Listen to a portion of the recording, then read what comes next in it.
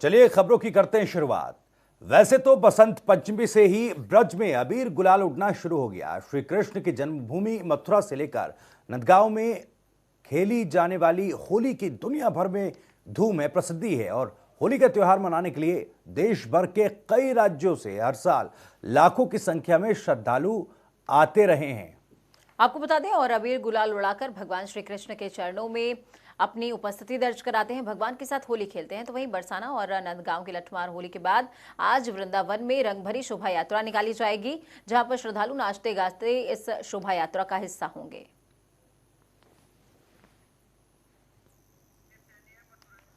तो सुरेश सैनी हमारे संवाददाता मथुरा से जुड़ चुके हैं हमारे साथ में। सुरेश, इस समय कैसी तैयारियां नजर आ रही हैं? क्या शोभा यात्रा निकल चुकी है या अभी निकलना बाकी है? तो बता दूं पूजा, इस सब मथुरा वृंदावन में होली की धूम मची हुई है और आज जहां वृंदावन में जो अखाड़े हैं, कुंभ के जो लोग हैं, वो आज शोभा यात्रा निकालेंगे और उसके साथ साथ वृंदावन की परिक्रमा करेंगे। वहीं मैं आपको दिखा दूं, मथुरा के द्वारकाधीश में ये होली का उत्सव मनाया जा रहा है। होली की धूम यहाँ देखने को मिल रही है। होली के यहाँ रसेगान हो रहा है, होली की मस्ती में लोग यहाँ घूम रहे हैं, नाच रहे, गा रहे हैं और उसी का आज यहाँ पे आनंद लेते हुए लोग दिख रहे हैं, जो कि देश विदेश से यहाँ पे आए। होली एक ऐसा त्योहार है मथुरा के लिए कि जिसमें हर कोई आनंदित होता है, हर कोई रंगना चाहता है, हर कोई रसा रहता है। उसी होली को लेकर के आज यहाँ पे ये उत्सव मनाया जा रहा है और द्वारकाधीश में आज भगवान के मंदिर से बाहर निकल के ये पिचकारी आप देख रही है जो भक्तों पे चलाई जा रही है। जो मंदिर के पुजारी हैं वो भक्तों पे पिचकारी चलाकर रंग बरसा रहे हैं और यहाँ होली का जो आनंद है, होली का जो उत्साह है, वो लोगों में अलग ही देखने को मिल रहा है और जिसको आप साफ यहाँ तस्वीरों में देख सकते हैं कि किस तरह की होली यहाँ पे आज देखने को मिल रही है। जिस तरह का माहौल है और क्योंकि लोगों के बीच काफी श्रद्धा है इस पर्व को लेकर, अब क्योंकि कोरोना का जो संक्रमण है उसको देखते हुए थोड़ी सख्ती भी बढ़ती जा रही है, तो क्या आज भी इस रंगभरी शोभा यात्रा में कोरोना की जो एक मजा है, कोरोना वो इसका मजा किरकिरा करेगा क्या? जी भावेश, मैं आपको बता दूं कि जो आस्था का जो अपना एक अलग ही आनंद होता है, आस्था का जो सैलाब है वो किसी भी बीमारी पर या कोरोना जैसी उस पे भारी है और उस आस्था के आगे कोई भी चीज यहाँ रुकने का नाम नहीं है, डट नहीं रही है। चाहे देश भर में कोरोना अपना असर दिखा रहा हो, लेकिन मथुरा वृंदावन में जिस तरह का उत्साह होली को लेकर है लोगों में, वहाँ कोरोना कहीं नजर नहीं आ रहा है और कोरोना एक तरफ भागता हुआ दिखाई दे रहा है। हालांकि प्रशासन कोरोना को लेकर सतर्क है, कहता है कि कोरोना के जो नियम है उनका पालन करिए, लेकिन पब्लिक जो है, वो जनता है, जो श्रद्धालु है, वो कोरोना से बेखबर अपने होली के आनंद में एकदम मस्त आपको दिखाई दे रहे हैं। और उसी का यहाँ ये नजारा है कि देखिए द्वारकाधीश मंदिर में कितनी भीड़ है, हजारों की संख्या में यहाँ लोग हैं और होली का आनंद यहाँ लिया जा रहा है। उस होली के आनंद को लेकर के यहाँ पे आपको दिखा दूं कि ये जो पूरा चल रहा है, ये होली मंदिर के जो पुजारी हैं वो पिचकारी चला रहे हैं और पिचकारी के साथ साथ यहाँ पे जो होली का आनंद है वो देखने को मिल रहा है। मेरे साथ इस समय जो यहाँ द्वारकाधीश के पीआरओ है राकेश तिवारी जी, वो साथ है। मैं उनसे आपकी बात कर रहा था कि होली का आनंद यहाँ किस तरह देखने को मिल रहा है और कोरोना को लेकर कितना सतर्क यहाँ पर लोग दिख रहे हैं। देखिए, पुष्टि मार्गीय संप्रदाय में ठाकुर जी को लाल लड़ाने की परंपरा है, क्योंकि ठाकुर जी का जो सेवा का स्वरूप है वो बाल स्वरूप है। आज जो देख रहे हैं ठाकुर जी, आज जिसे रंग भरनी एकादशी और कुंज एकादशी भी कहते हैं, तो ठाकुर जी कुंज में विराजमान होकर आज होली खेल रहे हैं। कहा यह जाता है कुंज ने होरी रे श्याम प्रिया रसिया, श्याम और प्रिया प्रीतम दोनों मिलकर कुंज में होली खेल रहे हैं और ये जो आपको दर्शनार्थी दिख रहे हैं ये इसके गवाह हैं, क्योंकि जब कुंज में विराजमान हुए तो अब ठाकुर जी बगीचे में विराजमान होंगे। तो कल दोपहर 1:30 बजे से 2:30 बजे तक बगीचे में विराजमान होली खेलेंगे और परसों डोल महोत्सव के साथ होली के सभी कार्यक्रम संपन्न होंगे। तो ये आपने देखा कि जो राकेश तिवारी है यहाँ के पीआरओ साहब कह रहे हैं कि कल भगवान जो है वो पब्लिक के बीच में आएंगे, भक्तों के बीच में आके रंग भरी जो रंगीली होली होती है उसका आनंद लेंगे। जी, जैसा आपने बताया कि आस्था का जो सैलाब है वो देखने को मिल रहा है, लेकिन क्या कोरोना को देखते हुए कुछ स्पेशल इंतजाम किए गए हैं? जी, मैं आपको बता दूं, आस्था के ऊपर कोरोना कहीं नजर नहीं आ रहा है। हालांकि कुछ बचाव कर रहा है, कुछ जो नियम है उनका पालन किया जा रहा है। जैसे मंदिर की तरफ से बार बार ये जो है कहा जा रहा है कि लोग सोशल डिस्टेंस रखें, मास्क का प्रयोग करें, सैनिटाइज रखें लेकिन ऐसा कहीं कुछ नजर नहीं आ रहा है।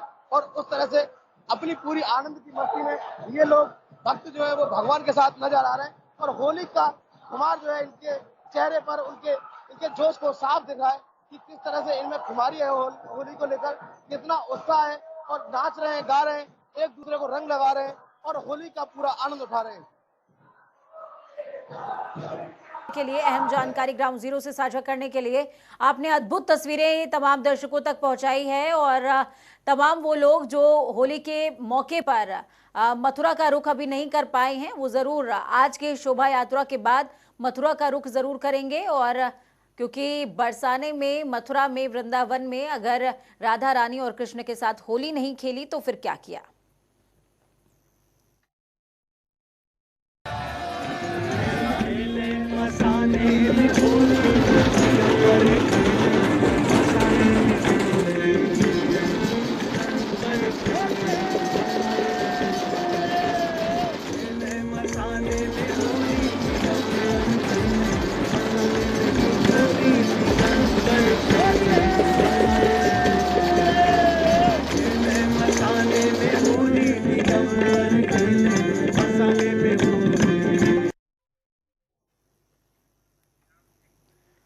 तो आपको बता दें कि बाबा विश्वनाथ के बिना काशी अधूरी है। भोले की नगरी में होली की शुरुआत भी बाबा से ही होती है।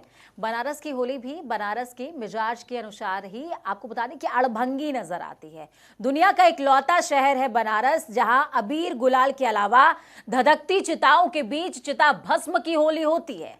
घाट से लेकर गलियों तक होली के हुड़दंग का हर एक रंग निराला होता है। महाशमशान मणिकर्णिका पर स्वयं आपको बता दें कि भूत भावन अपने भक्तों के साथ होली खेलने के लिए आते हैं। कहीं डमरू की गूंज तो कहीं ढोल मजीरों की थाप पर लोग झूमते और गाते नजर आते हैं। काशी की होली में राग और विराग दोनों नजर आते हैं। पंडित मिश्र गुनगुनाते हैं कि गोप ने गोपी श्याम न राधा, ना कोई रोक ना कवनो बाधा, न साजन न गोरी, दिगंबर खेले मसाने में होरी। तो ये आपको मसाने की होरी की हम छटा दिखा रहे हैं, क्योंकि बनारस का हर एक रंग निराला है। कल आपने देखा कि कैसे शिव जो हैं गौरा को गौना करके लेकर के आए हैं काशी। और आज कल राग की होली देखी थी, आज विराग की होली देखिए। ये जीवन का परम सत्य है कि जो मिट्टी से आया है मिट्टी में मिल जाएगा। इसी परम सत्य का व्याख्यान ये होली करती है। भोले की नगरी में होली की शुरुआत हो चुकी है। कल आपने रंग अबीर गुलाल उड़ते हुए देखे, लेकिन आज की होली अद्भुत है। जलती चिता भस्म से होली खेली जाती है। तो बनारस की तस्वीरें आपके टीवी स्क्रीन पर हैं। दरअसल साधु संतों में भी काफी उत्साह है और चारों तरफ होली की छटा और उसके रंग देखने को मिल रहे हैं। बिल्कुल, भोले की नगरी में होली की शुरुआत हो चुकी है। कल मां गौरा के साथ की आपने अहम तस्वीरें देखी थी और अब आज होली के हुड़दंग पर हर रंग निराला नजर आ रहा है।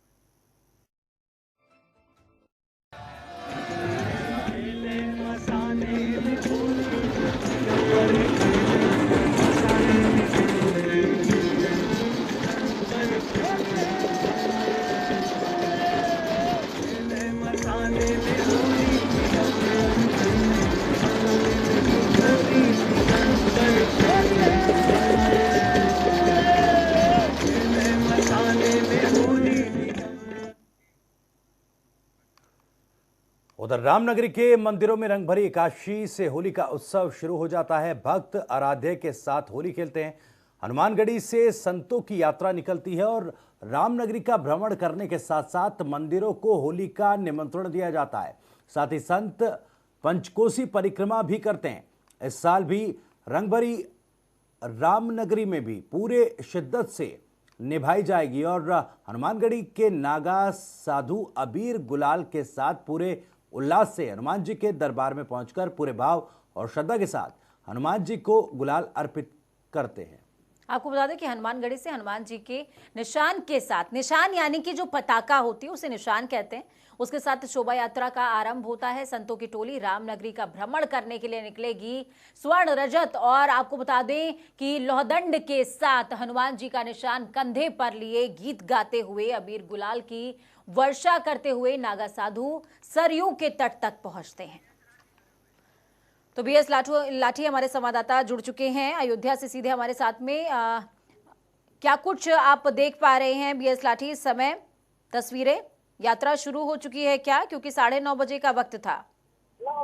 देखिए पूजा जी, जिस तरह से संतों की यात्रा हनुमानगढ़ी से तमाम साधु संतों की एक टोली निकली है, हनुमान जी का पताका लेकर अयोध्या में जितने भी मठ मंदिरें हैं उनका रथ निकल चुका है। और अयोध्या में जो संतों की टोली है बाकायदा यहाँ से निकल कर हनुमानगढ़ी से तमाम जो मठ मंदिरें हैं उनसे जा करके जो हनुमान जी का चंद पादुका है उसको बाकायदा मंदिरों में छुआ करके, और जो होली का एक पारंपरिक त्योहार मनाया जाता है, तो अयोध्या और मथुरा में ही बेशक मनमोहक होली है। और जो अयोध्या में इसमें होली का आगाज हो चुका है, बिल्कुल बहुत भव्य तरीके से होली संत खेल रहे हैं। जी पूजा। ठीक है, चलिए बहुत बहुत शुक्रिया बीएस लाठी हमारे साथ जुड़ने के लिए, अहम जानकारी ग्राउंड जीरो से साझा करने के लिए। तो वही आपको बता दें कि ताजनगरी में आगरा में एक झगड़े की सूचना पर गांव में गए दरोगा प्रशांत की गोली मारकर हत्या कर दी गई। दरोगा विवाद की सूचना पर मौके पर पहुंचे थे। दरअसल दो भाइयों के बीच आलू खुदाई को लेकर के विवाद हुआ। इस दौरान मौके पर दरोगा को देखकर छोटे भाई, आपको बता दें उसने, विश्वनाथ उसका नाम है, उसने गोली चला दी। ये घटना खंदौली के नहर्रा गांव की। इस घटना के बाद सीएम योगी ने आर्थिक मदद का ऐलान किया है, साथ ही शहीद एसआई के नाम पर सड़क के नामकरण का भी ऐलान किया है। योगी सरकार पीड़ित परिजनों को 50 लाख की आर्थिक सहायता की घोषणा कर चुकी है। इस वारदात के बाद मौके पर काफी तनाव बना हुआ है और आसपास के थानों की फोर्स भी तैनात कर दी गई है। शाम को इस बारे में थाने पर जो शिवनाथ था उसने सूचना दी कि विश्वनाथ उनके आदमियों को धमका रहे हैं और उनको आलू की हार्वेस्टिंग नहीं करने दे रहे हैं। इस सूचना पर तत्काल जो सब इंस्पेक्टर थे और श्री प्रशांत और कांस्टेबल चंद्रसेन ये तत्काल यहाँ पर गांव में आए। पुलिस को देख करके जो अपराधी है, अभियुक्त है इसमें विश्वनाथ। तो प्रदीप हमारे संवाददाता जुड़ चुके हैं आगरा से लाइव। प्रदीप, क्या कुछ अपडेट है आपके पास? कि कल सुबह थाना नहरा के अंदर सूचना मिली कि दो भाइयों के बीच में खेत को लेकर विवाद हुआ है। ये जो विश्वनाथ और शिवनाथ लड़के हैं, जो इसमें से जो आरोपी है विश्वनाथ, इनके पिता विजय सिंह है। इन दोनों भाइयों को 7-7 बीघे के आसपास खेत बांट दिया गया था। उसके बावजूद लंबे समय से विवाद चल रहा था। जो कल विवाद हुआ वो खेत के अंदर जो आलू की उपज है उसके बंटवारे को लेकर हुआ था। सुबह थाने पे खबर आई। नहीं, मैं ये बात नहीं समझ पा रही हूँ प्रदीप कि आलू की खुदाई के झगड़े में बंदूक कहाँ से बीच में आ जाती है? नहीं, एसआई प्रशांत यादव जांच के लिए वहां पर पहुंचे थे। दोपहर में भी वो जांच के लिए गए थे, लेकिन मामला सुलटा दिया गया था, मामला खत्म कर दिया गया था। लेकिन शाम को दोबारा एक बार 112 पर कॉल आती है और प्रशांत यादव वहां पर जाते हैं अपने सिपाही चंद्रसेन के साथ। लेकिन दबंगई इतनी थी विश्वनाथ की कि उसने दरोगा के ऊपर सीधे फायर कर दिया और वहां से फरार हो गया। आनंद फानंद में एसआई को वहां से ले जाया गया और उनकी चिकित्सकों ने उनको मृत घोषित कर दिया। और आपको बताते चल रहे हैं, ये जो ये गांव है इसमें पहले भी बहुत सारी ऐसी घटनाएं हो चुकी हैं। प्रेमी प्रेमिका को 2007 के अंदर मार कर जिंदा जला दिया गया था। ये पहली बार, ऐसी पहली घटना नहीं है जहाँ पर ये गांव चर्चा में आया हो। और आपको बताते हैं ना, डेढ़ दशक में, पिछले 1.5 दशक की बात करें तो आगरा में ये 1.5 दशक बाद ऐसी घटना हुई है कि एक दरोगा को गोली मारी गई है। एक बात और है यहाँ पर बता दें आपको कि अभी तक सिपाही हत्या के नाम है मुजरिमों द्वारा उनको निशाना बनाएगा, लेकिन आगरा के इतिहास में पहली बार किसी सब इंस्पेक्टर को गोली मारी गई है। अगर 2021 की बात, 2020 में, नवंबर 2020 में थाना सैया के अंतर्गत जो चंबल बहरा का अवैध खनन करते हैं, उन्होंने एक सिपाही को भी ऊपर चलिए, तो चढ़ा दिया था। साफ तौर पर कानून व्यवस्था के लिए एक बड़ी चुनौती है, बड़ा सवाल है। बहुत बहुत शुक्रिया प्रदीप आपका इस तमाम जानकारी और बातचीत के लिए। तो चलिए खबरों में बढ़ते हैं आगे। कोरोना के चलते एक बार फिर लोगों को घरों के भीतर होली मनानी पड़ेगी। कई राज्यों में सार्वजनिक जगहों पर होली खेलने पर रोक लगा दी गई है। यूपी कोरोना के बढ़ते प्रकोप को देखते हुए गृह विभाग ने निर्देश जारी करते हुए कहा कि होली के मौके पर किसी भी प्रकार की पार्टी आयोजित नहीं की जाएगी। अगर किसी भी तरह की आयोजन होता है तो उसके लिए जिला प्रशासन से अनुमति लेनी होगी। इसके अलावा कोविड नियमों का पालन करना होगा।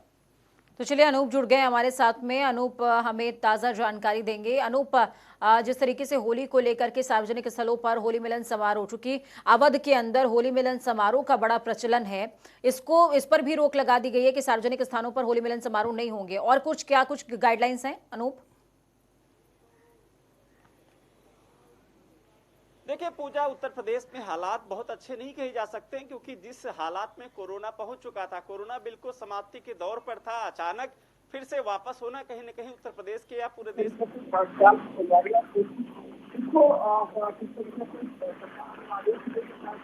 ठीक है अनूप, आपकी आवाज हम तक क्लियर नहीं पहुंच पा रही है। बहुत बहुत शुक्रिया हमारे साथ जुड़ने के लिए, अहम जानकारी ग्राउंड जीरो से साझा करने के लिए।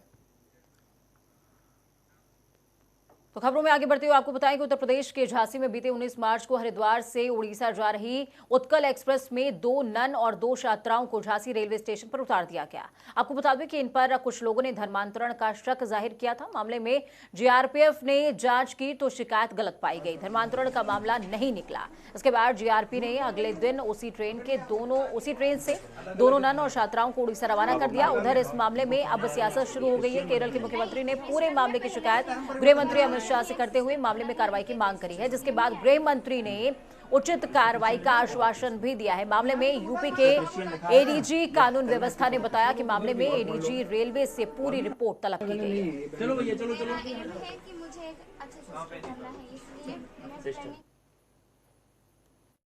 अखिल भारतीय विद्यार्थी परिषद के सदस्यों को ऐसा शक हुआ कि शायद ये 2 नन जो हैं वो 2 अन्य लेडीज का धर्म परिवर्तन के लिए ले जा रहे हैं। तो झांसी स्टेशन पर कुछ अखिल भारतीय विद्यार्थी परिषद के लोगों ने उनकी जांच की गई, उनके सर्टिफिकेट की जांच की गई। तो दोनों लड़कियों के पास से बैप्टिज्म सर्टिफिकेट मिला जो 2003 का था। बैप्टिज्म सर्टिफिकेट क्रिश्चियन रिलीजन में नामकरण का होता है, तो जिससे ये प्रूफ हो गया कि दोनों युवतियाँ बाई बर्थ ही क्रिश्चियन थी।